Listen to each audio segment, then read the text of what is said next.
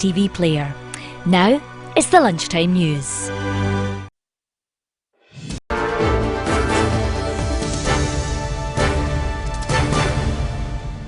Good afternoon, I'm Suzanne Virdee.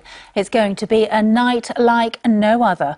35 million football fans are expected to watch England face Italy in a momentous Euro 2020 final at Wembley tomorrow night. It's the first time England's men have reached a European Championship final, and it's their first final in any tournament in 55 years. But it's not just a massive night for football. Pubs and bars are also gearing up for a big night, as it's estimated punters will buy more than 7 million pints of beer during the game. Joshua Stokes has more. The last time England won a major tournament was 1966. Now an opportunity for this squad to reach the history books. The leader then, Captain Bobby Moore. Now a chance for Captain Kane to lift. You think of that moment, you dream of that moment. Obviously we're all grounded enough to know we've got a very tough game on our hands on Sunday, but you play football to win. You dream of these moments as a kid, lifting trophies for your country, and we have that opportunity now. And those who've come close can't explain.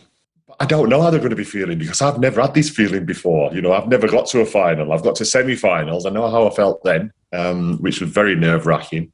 But getting to a final, it must be 10 times worse, you know. But in itself, it's still an achievement. But we just want to put that cherry on top and be winners. Thoughts shared by all up and down the country. Sweet Caroline, bo, bo, bo. In Wisbech, aptly named George Cross remembers attending the 1966 final. What we got there was amazing. All you could see was red and white. It was a day, when you get 81 you still remember it, because it was one of the best days of my life, really. This weekend, a total of £750 million is expected to be withdrawn from cash machines, and 7.1 million pints will be drunk. But for now, the nation prepares for the final match, as the chance for these players to become champions of Europe draws ever closer. Joshua Stokes, ITV News. And our sports editor Steve Scott is at Wembley this lunchtime. So Steve, both the England and Italy squads are arriving at their team hotels today. Yeah, that's right. The day started for England at their base camp in St George's Park, where they carried out a pretty light training session. All players involved, apart, incidentally, from Phil Foden, who took a bit of a knock yesterday, and we don't know how bad that is and whether that rules him out of tomorrow's final. I suspect now they'll be into a bit of lunch, and then a little later this afternoon they'll be jumping on the bus to come down to London, and the hotel they stayed at before the Denmark game, which is good news, because I think since Denmark, Gareth Southgate and his coaches have been trying to keep everything exactly the same as it's been throughout this tournament. They're trying to cut out any outside noise. They're trying to stay calm, and the last thing they need, of course, is any of the players having too much time to overthink, as David Seaman said, the enormity of the occasion tomorrow. As for the Italians, well, they're due at their hotel early this afternoon, and then after that we get to hear from both managers a little later, their last media conferences before the big day tomorrow. Exciting times. Steve, thank you. Well, in other news, the government is considering exempting NHS staff from isolating when they're contacted by Test and Trace if they've had both jabs. Our political correspondent Dan Hewitt is here now. So, Daniel, is this because of growing worries about shortages in the NHS? That's exactly right. And it's a big problem right now. I mean, this is not just a warning. Right now, we're aware of trusts that have got hundreds of staff off because they're either being pinged by the NHS app or told to self-isolate because they've been in contact with people. NHS providers, or one of the many bodies calling for this change, say that if they carry on in the current trajectory of people self-isolating, some trusts could have 20% of their staff off because of this in the next 2 or 3 weeks.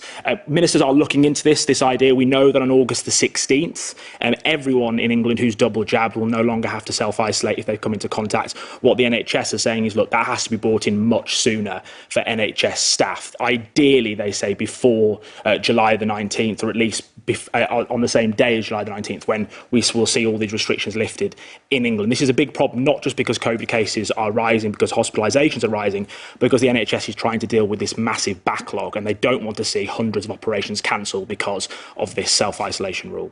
OK, Daniel, thanks very much. The bodies of a British woman and her husband have been found in the wreckage of the collapsed apartment block in Florida. Police in Miami confirmed that Bhavna Patel, who had both British and American citizenship, had been found along with her husband Vishal. Their one-year-old daughter remains unaccounted for. So far, 78 bodies have been recovered since the building collapsed last month. The Haitian government has asked the US to send troops to help its army stabilise the country after the assassination of its president. The US has so far not agreed to do so. President Jovenel Moïse was killed at his home on Wednesday. The former champion boxer Chris Eubank says he's devastated at the death of his son. Sebastian Eubank, also a boxer, died in Dubai yesterday, aged 29. There are reports he may have drowned. Finally, England's hopes of winning tomorrow's Euros final have received royal approval. Prince Charles told drinkers at a pub in Wales that it would be marvellous if they won. He also revealed that he would be watching the final on TV at home, but added that supporting the national team was not good for the nerves. The Prince of Wales even displayed his penalty skills in Cardiff yesterday, scoring a goal from the spot during a royal visit. The heir to the throne showed off his ball control when he met young entrepreneurs being supported by the Prince's Trust.